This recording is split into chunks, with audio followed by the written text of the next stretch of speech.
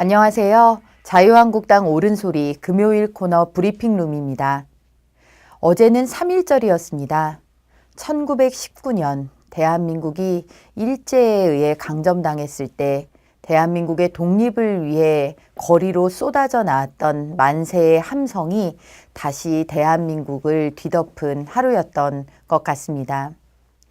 대한민국의 독립을 위해서, 건국을 위해서 싸운 모든 이들은 대한민국의 국민들이 진정한 자유인으로서 그리고 공화국의 일원으로서 서는 그 날을 상상하고 오늘의 대한민국을 그렸을 것입니다. 이 과정에서 피 흘리고 땀 흘려 헌신한 모든 순국 선열분들께 다시 한번 깊은 감사의 말씀을 올립니다. 어제 문재인 대통령이 3.1절 기념사를 통해서 문재인 정부가 가지고 있는 시대에 대한 인식과 대한민국 역사관을 고스란히 드러냈습니다. 모두가 기대했던 평창 올림픽 이후의 대북관계, 대한민국의 미래에 대한 비전은 어디에서도 찾아볼 수 없었습니다. 대신에 자신들의 지지층을 의식한 극도의 반일 감정을 자극하는 메시지들로 채워져 있었습니다.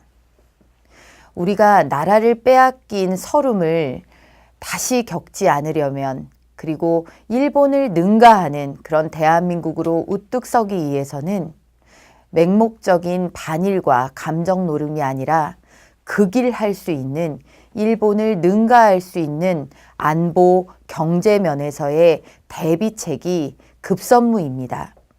이런 것들을 하기 위해서 정부가 있는 것이고 대통령이 있는 것입니다.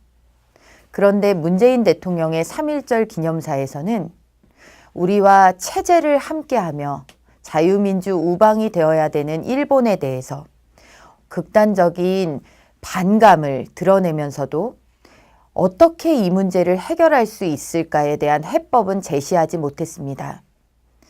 지금 문재인 정부가 가지고 있는 일본에 대한 인식은 대한민국의 안보에 있어서 특히 매우 위험합니다.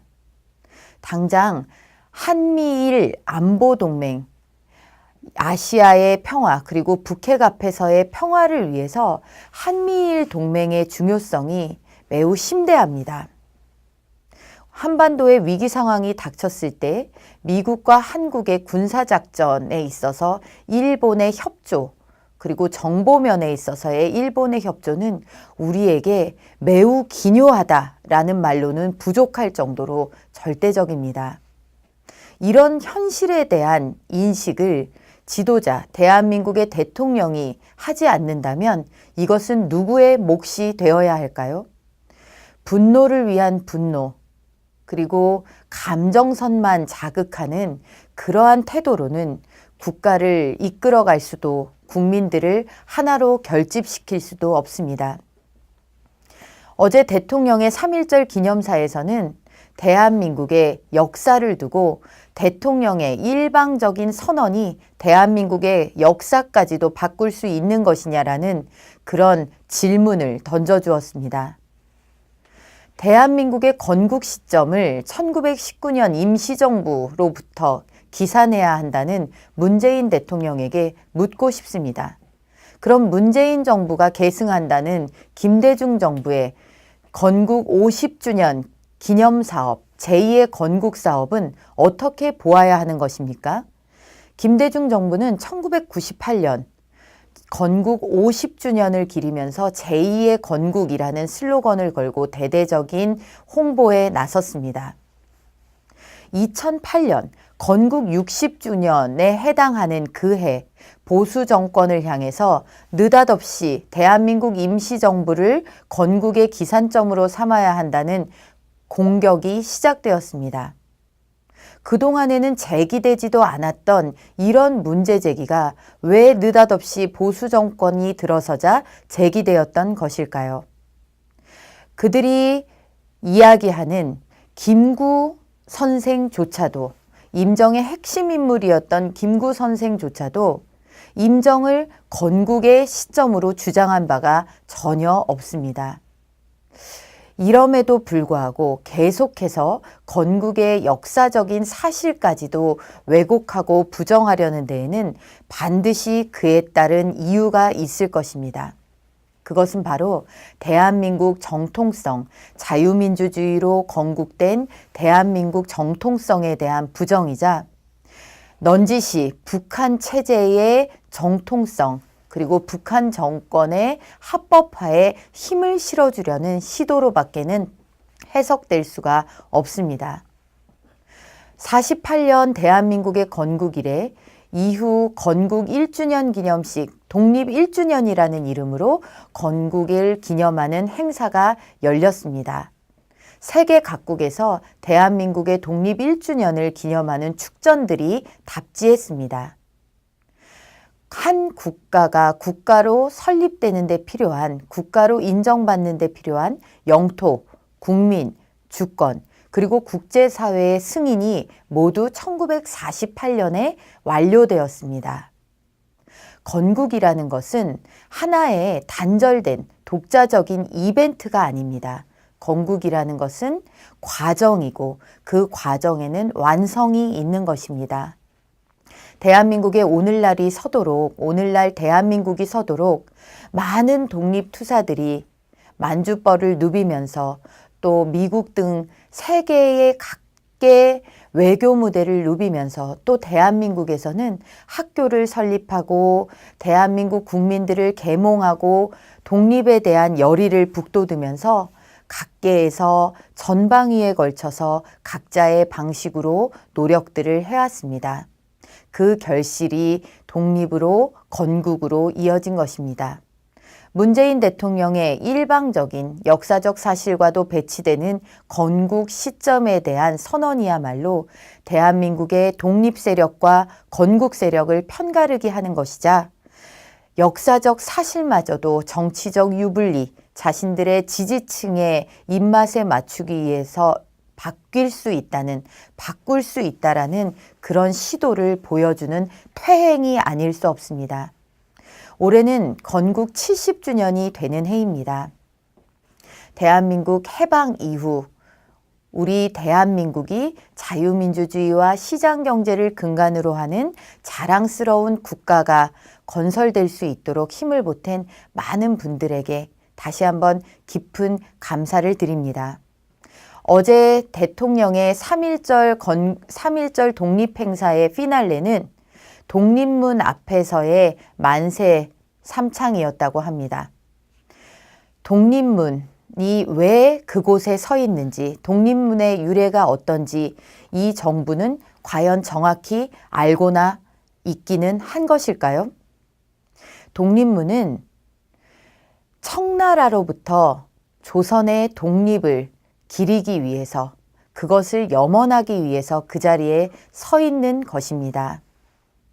우리가 오랫동안 사대에 빠져서 중국에게 예속되고 중국의 여러 국가적 사안마다 윤허를 받아오던 그 전통에서 비로소 벗어나기 위한 처절한 몸부림, 그리고 그에 대한 염원이 독립문에 깃들어 있는 것입니다. 문재인 대통령의 중국에 대한 사대, 신종 사대주의라고 불리우는 굴종 외교, 그런 것들에 대한 비판을 의식한다면 문재인 대통령은 그 독립문 앞에서 지금 문재인 정부가 가지고 있는 중국에 대한 예속의 길을 다시 한번 되짚어보고 반성하는 기회를 가졌어야 옳습니다. 그런데 3.1 독립운동의 만세를 독립문 앞에서 부르면서 혼밥 외교하고 굴욕 외교하고 그리고 삼불이라고 해서 중국의 심기를 건드리는 어떠한 것도 하지 않겠다는 일종의 항복선언을 한 이 정부의 자화상을 되새겨는 보았을지 저는 그런 일은 없었을 것이다라고 생각이 됩니다. 이것이야말로 역사의 촌극입니다. 국민들이 원하는 진정한 대한민국의 독립, 어떠한 세력으로부터도 대한민국의 국민의 안전과 국민의 재산을 침해당해서는 안 된다. 그 최대 위협에 북한이 있고 북한의 핵이 있습니다. 그리고 그것을 해결해야 되는 숙제가 현 정부에게 주어져 있습니다. 그리고 그것을 해결하는 실마리는 한미동맹, 한미일 동맹에서 찾아야 합니다. 이런 엄연한, 엄존하는 역사의 현실 앞에서 감정만 자극하는 단일도 해법이 될 수 없습니다. 중국에게 새롭게 끌려다니는 신종 사대주의는 더더군다나 배격되어야 합니다. 북한이 핵 보유국으로서의 지위를 인정해주고 대화하자는 것은 쏙 감춘 채 평창에 그들을 끌어들이면서 마치 북한은 대화를 원하는 세력으로, 북한에 끌려다니는 것을 경계하는 사람들은 반평화 세력으로, 반대화 세력으로 매도해서는 안 됩니다. 미국은 평창 올림픽 기간에 하와이에서 대대적인 전쟁 시뮬레이션 훈련을 했다고 합니다. 우리 정부야말로 북한과 평화를 이야기하는 때에 사실상 대한민국 국민의 안전과 우리의 안위를 위해서 이런 대비를 하고 있었어야 하지는 않겠습니까? 그런데 이런 것들에 대한 대비는 전혀 없이 대통령 이하 총리, 그리고 모든 장관, 국정원까지 나서서 대화를 위한 대화, 그리고 평화를 위한 평화, 이런 것에 끌려다니는 그 와중에 천안함 폭침 주범 김영철은 쇳구멍, 개구멍으로 들어왔다가 역주행해서 대한민국을 황급히 떠나게 되는 그런 현실이 벌어졌습니다. 3월 1일 3.1절의 독립의 정신을 되새기면서 진정한 독립은 국가의 안보부터 지켜내는 것이라는 점을 이 정부는 각성하시기 바랍니다.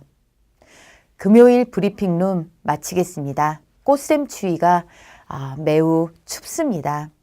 건강 유의하시고 대한민국을 염려하시는 모든 분들에게 신춘의 즐거움과 희망이 깃드시기를 바라겠습니다. 다음 주에 찾아뵙겠습니다. 감사합니다.